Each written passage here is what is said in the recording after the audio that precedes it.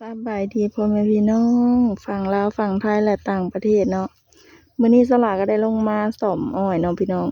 สอมอ้อยใบขาวอันนี้สอมได้ก็ได้2-3 มื้อนี่แหละพี่น้อง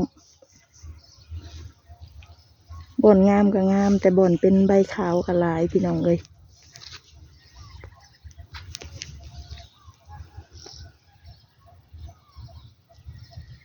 บรรยากาศในไร่อ้อยเฮามื้อนี้ก็สีแดดๆเนี่ยเนาะ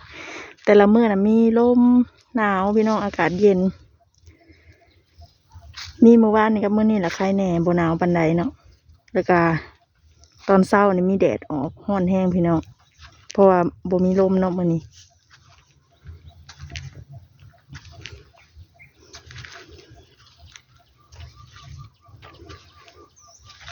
พันธุ์อ้อยมันเหลือก็เลยได้มาสอมพี่น้องเอ้ยพันธุ์บ่เหลือกะคันเป็นอ้อยขาวก็มีแต่โลกถิ่มเลยเนาะแต่อันนี้พันธุ์อ้อยเหลือก็เลยได้ลงมาสอมมาแซมเอา